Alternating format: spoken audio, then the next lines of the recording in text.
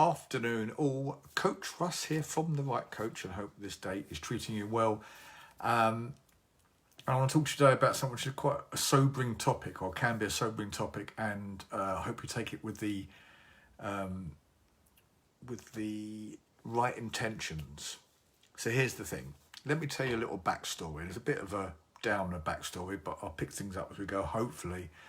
But it's going to best way of demonstrating what I'm trying to say today. So today is the second anniversary of my mother's passing away, which is why it's really popped into my head today. And whilst I'm dealing with that my own way, and it's all fine and dandy in the best possible way, let me tell you about my mother and why she's no longer with us. She's no longer with us because she was a diabetic. And I'm adamant about that. I don't care what anyone says. Now, my mother, as long as I can remember, was always overweight, and sadly, obesely overweight. She went on various diets. She tried different things. I remember her doing Slimming World over the years and Weight Watchers for a period of time. Lots of different diets, lots of different things. Over the years, as I was growing up, I remember very clearly as I was growing up, she was always trying to lose weight. And she wasn't always a big woman in her teens and her early years. She was very slender. Made some sort of excuse that a car accident changed everything and she put on weight. And now knowing what I know today about weight gain, unless you're 1%, 0.1% of the population has a special medical need, weight gain is down to eating too much food and not moving enough. So over the years, she gained weight, lost weight, gained weight, lost weight, but always remained quite overweight, to the point where she was a fair size. And she, I would say in her 60s, she started to stop dieting, if that makes sense. She gave up dieting. She was over it. She was in her 60s and she died when she was nearly 72. And with me being in the industry I'm in for the last 8 years or so, I always try and help her. But the point is, I was helping her because I knew it was best for her, but she had to help herself. So I lived with her for a period of time, not so long ago, in the last couple of years of her life, and she would hide food. She would act like a child back in the day when she had midnight feast and would take food to her room so she wouldn't, I wouldn't see her eating it.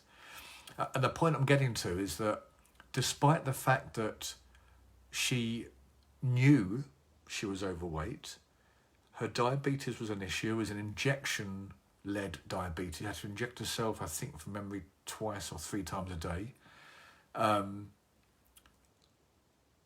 I was convinced she could reverse it, as I am convinced that anybody with type 2 diabetes, it is reversible because it's based on weight, it's based on size, and if you reduce that weight and the fat content, you can reduce and reverse diabetes type 2. Despite knowing all that, she didn't want to change. She'd been large for many, many years, averaged out for 20 odd years. She had no longer had the inclination to want to change. So despite my best efforts as a loving son, I couldn't convince her of that. And therein lies the problem. And that's why I started this off by titling this, You Don't Want It Enough. Because despite her knowing how dangerous it was for her, despite her knowing that it would potentially shorten her life, and she had many health issues which I believe were a result of diabetes. Some came before diabetes, but generally her issues were because of diabetes. Despite all the danger it gave her, she had problems with her eyes because of it. Towards the end of life, she has problems with her legs. Despite all the dangers, she wasn't in enough pain. She wasn't in a place where she needed to change that much. I think she probably thought she could muddle her way through. I think she thought that she was beyond help. I think she believed that it wasn't down to the quantity of food she was eating, because whatever you say, if you eat too much for your lack of movement, you're going to put on weight or not lose weight. So she wouldn't eat a lot, but what she would eat were the wrong foods, were highly calorific foods. So moving away from my mother and having set that up as the example, where are you now? Do you want to change? genuinely for yourself.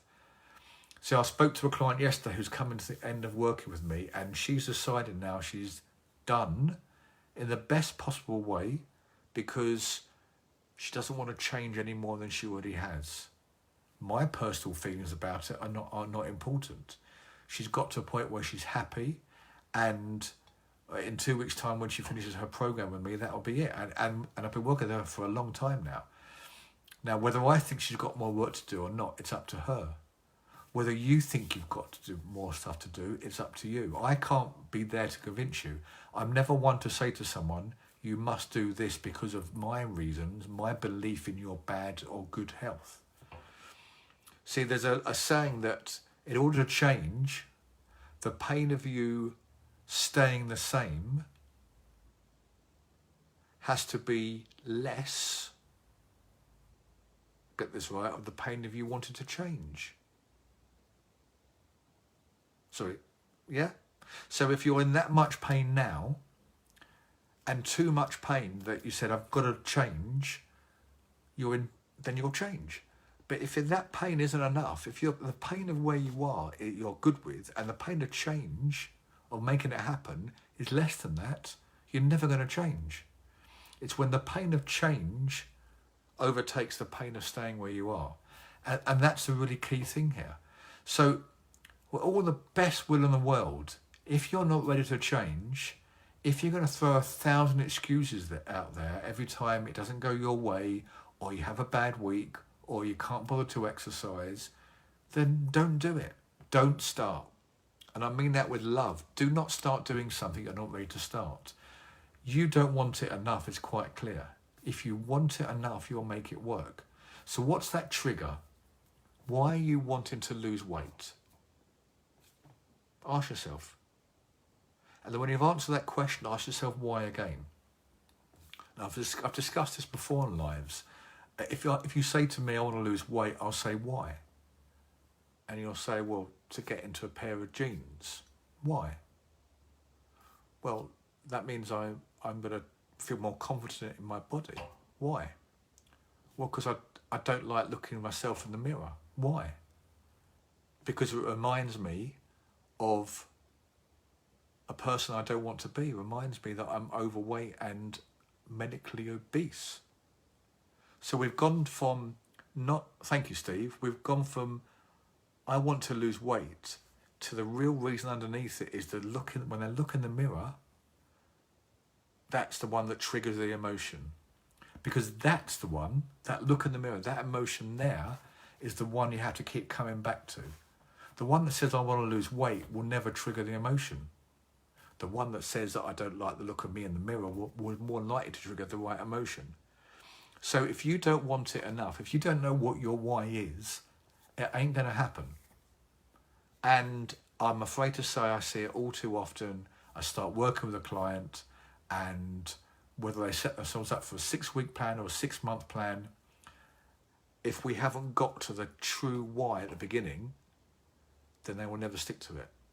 So my job when I meet someone for the first time, or I speak with them, or we set up a call, or we go through a consultation process, or we just meet online, whatever the process is with different clients, my job is to make sure they have a very good reason why. And if they have a good reason why they will stick, if they haven't got a good reason why, they need to convince me why I should work with them.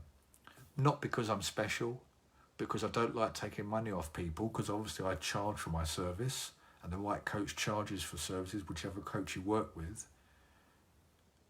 I won't take money off people if you're not going to stick to it.